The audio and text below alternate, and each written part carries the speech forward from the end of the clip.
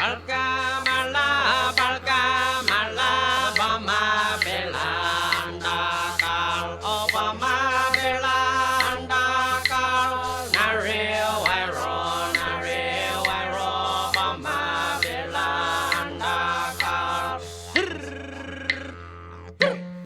our people look at the trees, we see our family that broke the law long ago, and we've changed into those trees. Different Aboriginal families have different animals and trees that they relate to back to the land. And so that is why all the trees are sacred, and that is why we are not allowed to cut those trees down. The trees with the darker blackish coloured bark, the rough bark, that large one there, and all of the smaller ones over here to the left, all those are cypress pine trees, and the cypress pine trees are the sacred trees to our people. They represent the saltwater people of the coast.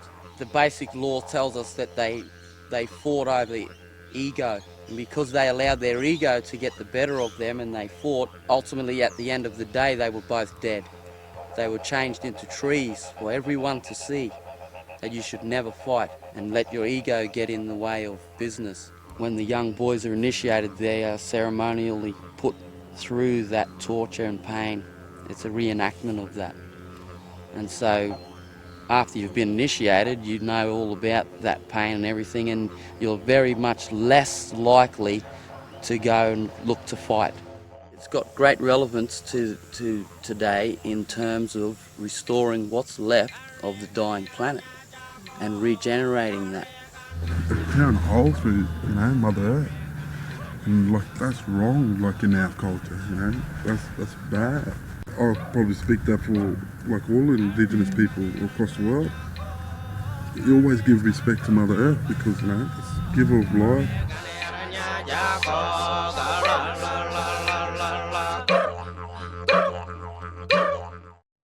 It's a big deal to me, being an Aboriginal.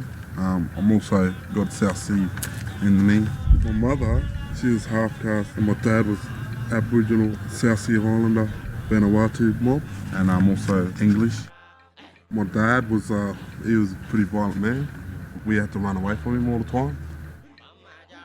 We moved around all up, on the southeast Queensland, all up to Townsville, and then back down to Moreton.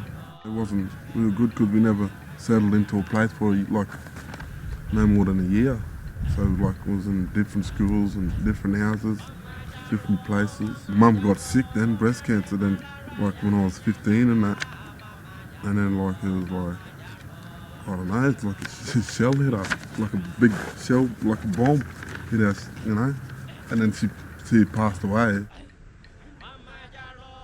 I went to probably 30 different schools, primary school and high school all together. It's hard sometimes through racial ways. I don't like, fighting, violence, but that's what I had to do to get my respect. And once I did do a few violent things with some other fellas, they all started respecting me. They all wanted to be my friends. I felt bad doing it too, but because it's that's not the way to resolve a problem. Because our ways back in the old days was to share, to share and to love one another. That was our main thing. We always shared.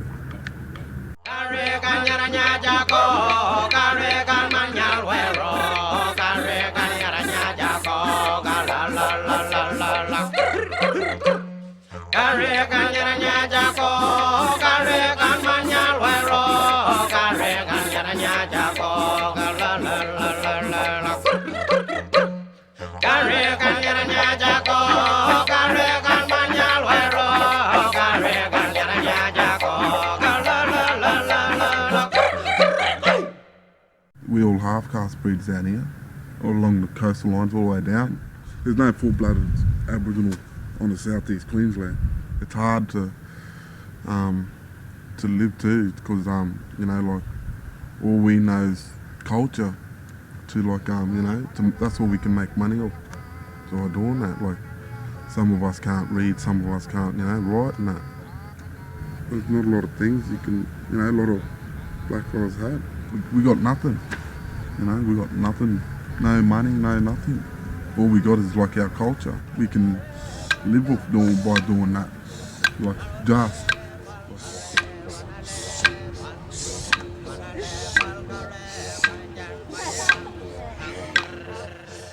And the dance is about calling out to the dolphins, asking the dolphins to help us in our fishing. For in the old days, our people would use the dolphins regularly to help them fish. And how they would do this, they would slap their spears onto the water and also prod their spears into the sand. And the women and children would clap their hands and stamp their feet at the water's edge. And this would send a vibration out to the dolphins, and the dolphins would respond by rounding the fish up and bringing them into the shallow water, enabling us to catch the fish much easier. And always after the catch, we would repay the dolphins with a portion of the catch to thank them for helping us in the fishing. Calling of the dolphin, Buongan.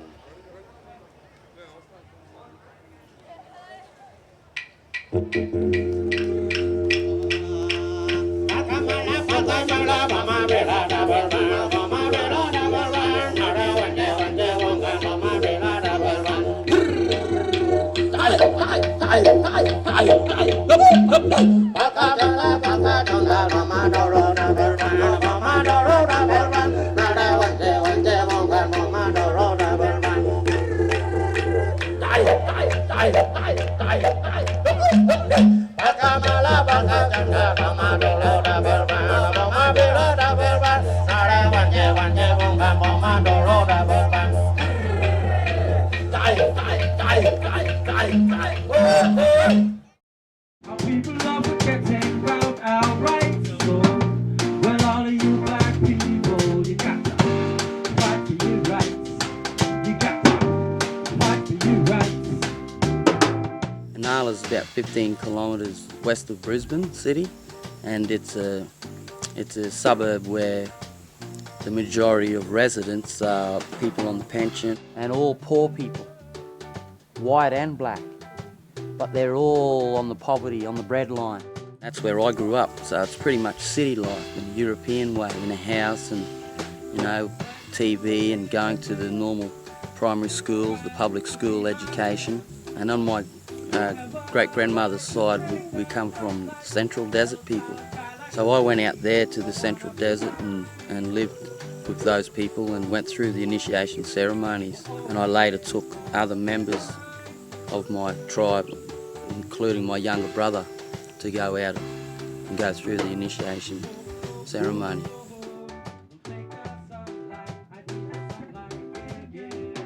We're all not traditionally connected from here, but we all came here to live. So our families have been living in Nunala for like over 30, 20 years. And so even though we mightn't be blood relatives, we all class each other as brothers and sisters because we all grew up in this one area. I'm a descendant of the Kalali and Waka Waka people, right? And I was one of the few in Nunala in my generation who had the opportunity of being involved and start being proud of who I was and what I was. So when we grew up here in Nunala, like I went through that stuff of sniffing and everything, but I had I suppose I had parents who really cared and never gave up on me. Living in Nala's pretty tough. Walk around the Nala and you'll just see like all like different cultures. Yeah, skinhead fellas trying to chase us out of our own, home and that. They chase us in the street with their cars and with big machetes and stuff. I was always getting in trouble. I was up, stealing purses and, cars and drugs. I was doing yandi, everything. Alcohol, drinking all the time, fighting all the time. Where I was living, it was, I was the blackest fella walking around, so it was a pretty racial place up there, and I had to me and my family had to fight, we was fighting nearly every day.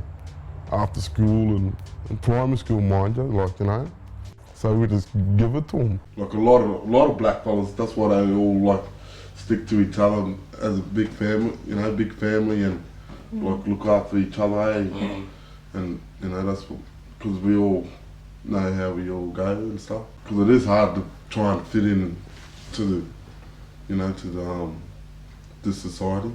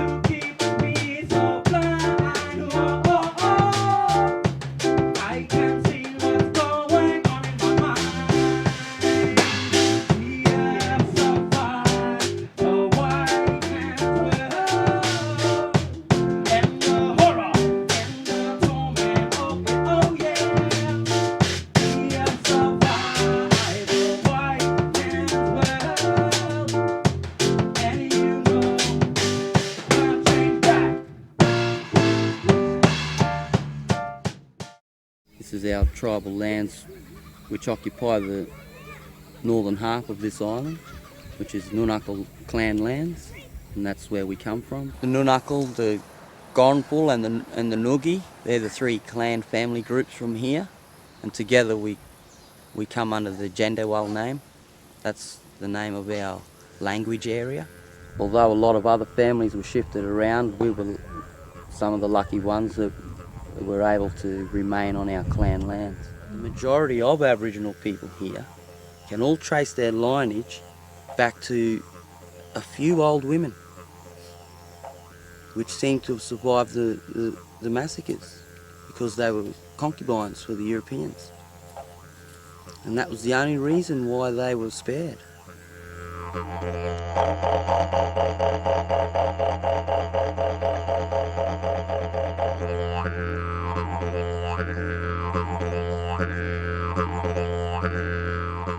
That's our sacred burial site there. And the reason being is because this is the most easterly point of the island, so it's closest to the rising sun, the sun spirit, and therefore it's closest to heaven, to the creator light Bayami, because the sun spirit is the grandchild of the creator light. So because this is where the sun first hits, it's the most holy sacred place on the island. You looked over to the west, and there was a flat plain there, and the old man said there used to be a mountain on that plain, and that mountain was his ancestor. It was full of iron oxide, this large mountain, and they just blew the whole mountain to bits and extracted all of the iron oxide. The old man's most sacred relic, there it is, it's gone now. It's just a flat plain is there now. The old man was very, very sad. It's gone forever. You can't do anything anymore. It's gone. My totem, which is the carpet snake, he was the main fellow behind all of that materialism and greed. Long ago in the dream time, that means past, present and future.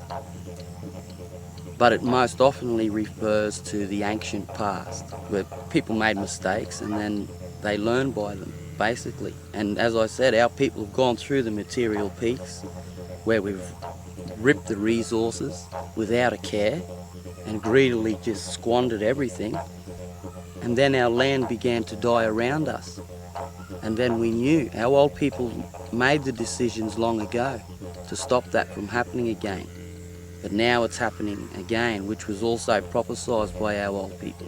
Sacred sites are kept sacred, and the reason they're sacred sites is because they are power-based places, and they help keep the balance of the earth. And when they're disturbed, then the earth is disturbed, and then of course you'll have natural disasters. Never forget that there is a higher power at work as well, and we allow that higher power to move, but at the same time we must do our duty as well as custodians. In the last 12 years, my family have been going back into our own country, which is the Darling Downs, and doing a lot of surveying. We go and survey the area, and then we find our site, and we find a lot of stone artefacts, caves and all of that through going back to country. I believe Aboriginal people have really been hardly done by in this country. Aborigines have been dispossessed, displaced, and so they're a minority group that mainly live on the breadline, and so they basically don't feel like living anymore because they see their land destroyed, and it makes them sad, and the poverty and a lot of other issues. And then they drink, and then from the drinking comes the violence. That's why some Australians don't like Aboriginal people, because we're always angry, swearing at them, and telling them where to go and stuff like that. Only because of what, because all of the black fellas thinking, look what they done to our, people back in the old day. They're getting angry on the past and stuff. That's why, like our people are so hurt. They still hurt to this day, but they should, work together. That's like the old traditional way it was to, you always, share and be loving to others, and your family, look after your mob, and your people, You never, disown anyone. If we lived how our people did, a lot of things wouldn't be so, so difficult in life. Life is a journey.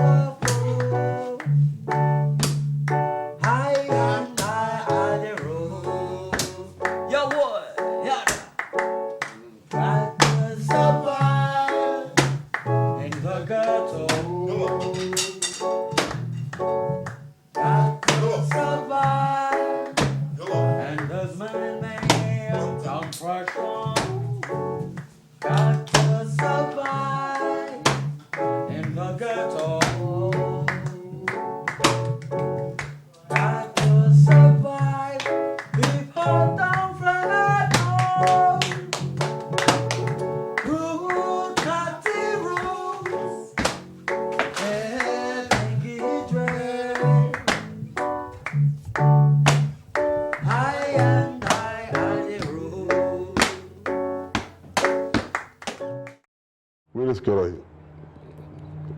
get out of the struggle and just get out there and try and, we were all just battling, just trying to live, trying to get a feed, most of us, so. And we're always getting put back because, family problems and stuff like that. Because we struggled growing up, like most of us black fellas. And I've seen, how us Nala mob, me and my friends, how we grew up, and like our older brothers and sisters, how they grew up in a Nala, and so we want to just try and bring something positive into the community, as especially where we come from. A lot of black fellas, they usually stick to their own family, but there's other black fellas as well that take in a lot of other families, and that just because we're just all one mob. As a family, we've been very fortunate that we've been around a lot of our elders who have influenced us with our culture, taught us song and dance from a very early age, and then out of that we've been trying to keep our culture strong, teaching as many Indigenous people as we can. When we were very young, we grew up coming over here to the island. There was no one singing and dancing, none of the old people.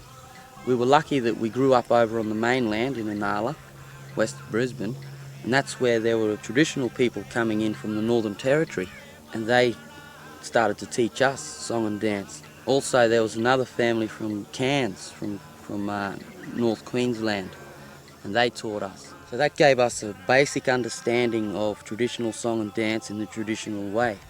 After that, we got the information from the archives, and we got the stories from the old people. That helped us to sing better. And when we got the song lines happening and the dancers, got all those together, and then we started to teach all of the younger kids all around in the communities.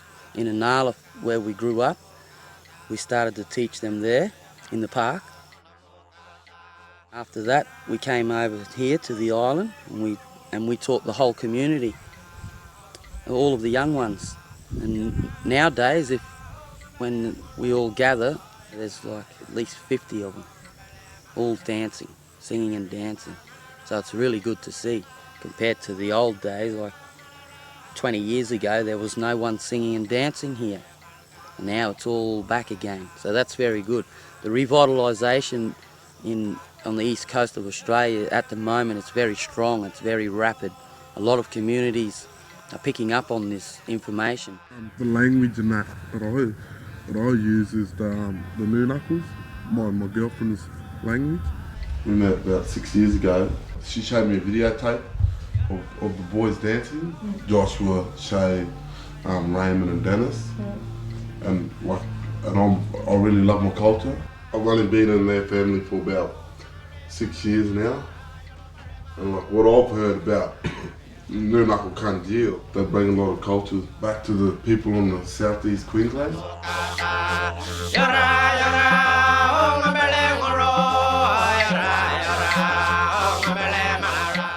When I was younger, when I was growing up,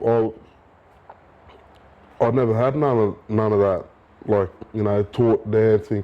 I did shake leg, that's all I did when I was little, and played the didgeridoo. Like, but no one actually like showed me how to play it. When Joshua and that was down here, like people would come down and dance down here, and like that was their like little, like, you know, their little path trying to get them help. You know, we get your job, now you got to stick to it now and work there twice a day and just, you know, just do it right and you'll be right, and just go and get your house and try to help them, you know, that way. Most of them don't have experiences, you know. Half of them probably drop out of school, you know. But that's just not just Stradbroke, that's like everywhere. A lot of black fellas drop out of school. We were never ever taught it. And when I was a teenager, we never knew dance and all of that. And then when my eldest son, he's 22 now, I took him back into the Commonwealth Games. We had a big protest in the city, and he watched the Full Bloods. Well, he came home and he started dancing, because it was sort of shame for us to dance and know about it. I mean, even to talk about it. And we couldn't get over how he was never ever shown it yet, but he picked it up just like that. So then, from then, every little get-together we had, David used to be our entertainment, get up and do the dancing, and then the other kids, the more kids we had into our family, the rest of the kids. So then we started the little dance troupe up at Nuncal State School, and they were only gammon little ones, and then, yeah, Raymond came back, and then we started getting into the big ones. Nuncal Kunjeil, they're well known, like, to a lot of people. They taught me a lot of culture, so that's where all my experience come from. So they're my teachers, but they're my brother-in-laws. They do want to do something like a dry camp, like where all kids can go and learn about culture and be off drugs. That's what I see it. That's what it is, the dry camp, be off the drugs and, you know, like the alcohol and stuff like that. So they can all try and, you know, learn about their own people and, you know, and go back to where their, you know, great-grandparents was from, and, you know, so they can do all that for their family, because all the culture's been lost. But it's there, they just got to go out and find it. You know, so that's why we want to try and get them out there and be more better people, because us black fellas want, you know, we peaceful people, you know. But we can be wild if, you know, if you really want us to be. I just want to help kids out, just, you know, they need guidance and stuff like that, just to let them know where they come from and their roots. I just like doing it. It makes me feel happy.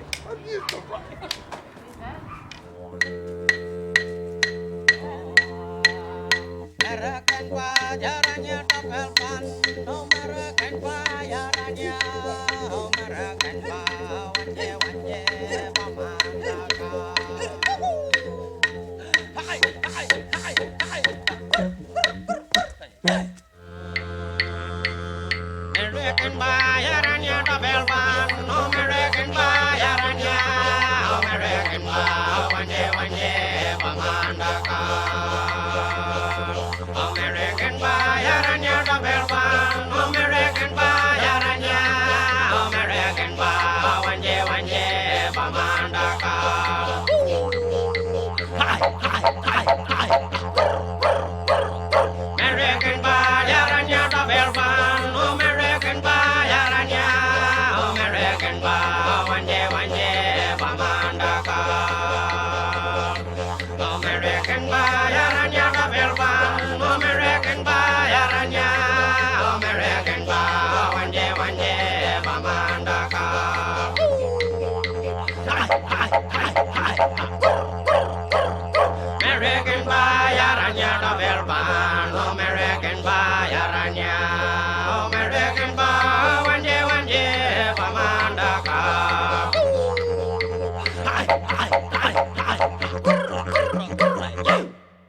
I want to give back to the kids and just show them everything that I know and just teach them to make them be, better than what I am.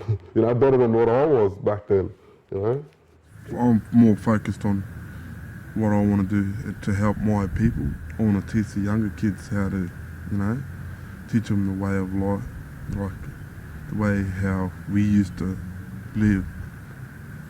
Like as in respect and maybe like going getting pushed tuck over making spears and that, It feels good teaching other young kids because I take this fella to Ulanzi, the preschool, and it's like when we're teaching the 4 or 5-year-olds, and because he's only 17, and it's like, and it's real good. It feels real good teaching little kids running around, loving it. They really enjoy it and they pick it up real quick, So how did I take you? It just taught me a lot of stuff about culture. Like teaching you how to grub and that, Yeah, it taught me a lot of stuff. It taught me how to go grubbing and spears and that, They should do dancing because might make them do something on the weekends and make them go somewhere and be taught their culture. Before, them kids used to just go and fight each other. But now we're making them sit down and talk about, what's the problem, and then dealing with it, and then getting over it. Yeah, they are still suffering the same, but they're not taking it like we did, because they're more prouder today. But this is what I'm saying, these boys are like ours, we used to just go and use violence, we used to just go off. But these fellas now, through this cultural recovery, they're learning how to deal with it too. So that's making them a better person and know how to deal with issues. and teach the young ones, Whether it's whatever it comes up to, they face in life. Yeah, I'm still learning today too. I think I'm empowering myself because I really want my kids now to be the ones to stand up and speak now. See, we're not having no problems at the moment because people in this community can see the difference that we are making. There is a change in the community. So that's why within the Nuncal area, they're just giving us our blessings. They're giving us their blessings because they know that we are making a change. I mean, it's hard bringing up kids here in the Nuncal, especially, and I don't teach my kids not to hang around, don't choose their friends. I just tell them to be leaders, and because of that pride in themselves, it gives them a focus on life then, I suppose. Harming, the drinking and all of that stuff, is the rate of it is coming down a lot because the kids are starting to be proud of who they are and showing it to people. It helps them because it keeps them out of trouble as well, and makes them listen. Like if they do something wrong, they're not allowed to dance anymore, and they really love dancing. And it's like taking away their mobile phones and PlayStations and all that. If it wasn't for the song and dance and the culture, a lot of young Aboriginal men and women would be doing other things and getting into trouble and ending up in jail, and that's a reality. It gives focus. Instead of sitting around bored and wondering what to do, if you've always got that grounding and focus, there aren't really any bored times, because any time that you have an empty space, you'll always be thinking back to what you've learnt or what you want to learn. For example, in making a boomerang or a spear or whatever it is, there's always heaps to do. I'm amazed that it's so different to when I went to school, and these kids are a lot more allowed to express themselves now.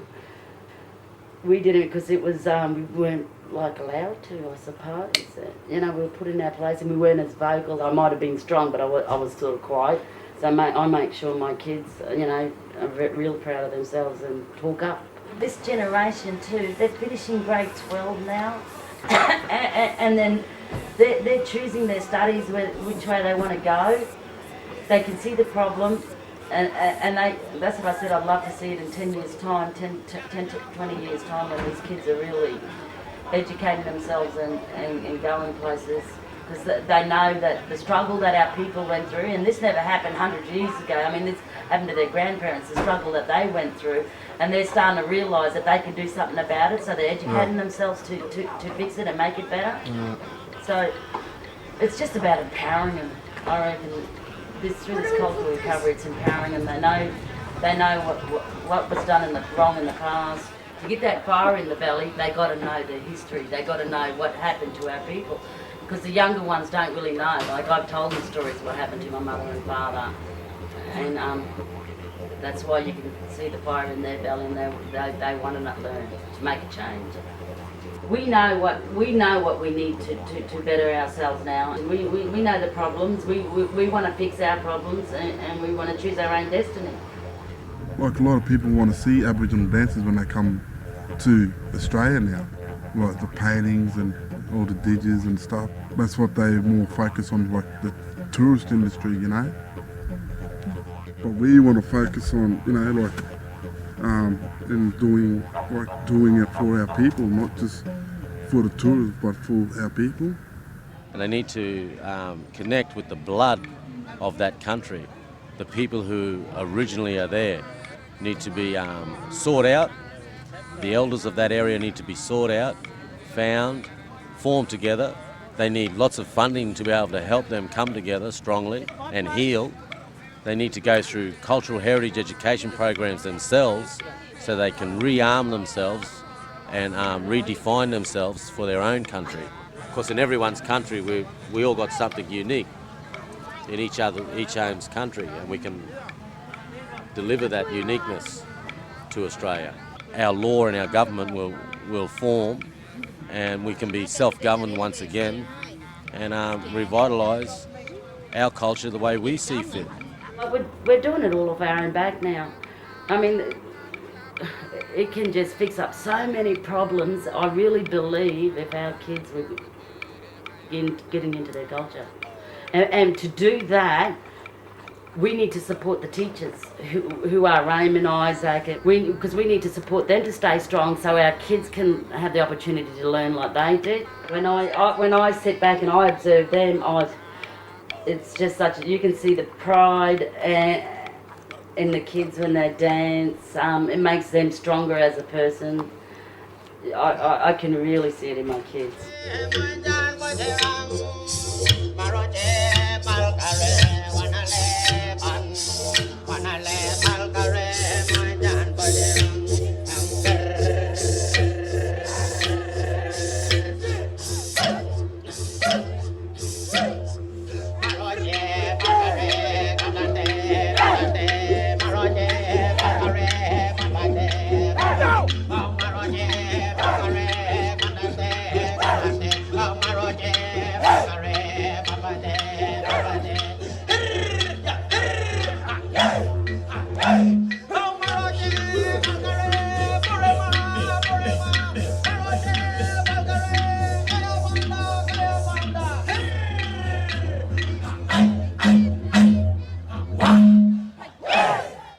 That's part of the dream that I see is to revitalise as much of that culture as we can, so that the young people have got something. Because when I was a young fellow, it was difficult when you didn't have a role model to look up to teach you traditional things. It's very frustrating. That's why I took it on myself to go out and learn from the tribal people. It's good to know what the truth is, what the law is, the LORE law. And then you can pass that on to the younger generation, and they've got someone to look up to that they see is worthy and knows the old law. And so then that way you can get more, overall you can get better discipline throughout the community. We're trying to get it out there as much as, you know, there is culture, they're all starting to come back around to it now. Seeing the changes in Nuncal in the last couple of years, I know cultural recovery is the way to go. Because I can see it in my generation where they never had it and they're still wondering. This generation has got it and they know where they're heading.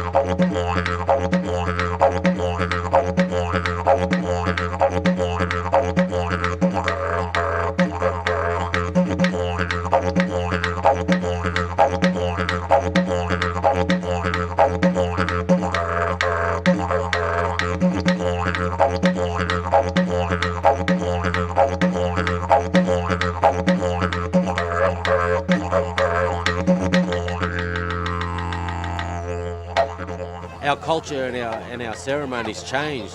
They change constantly. They change with the weather. They change with the structure of the land. Because them two things, the political thing and the dance and song, all come together as one. I reckon another 10 years' time, mate, they want to watch out. We're going to have a voice there.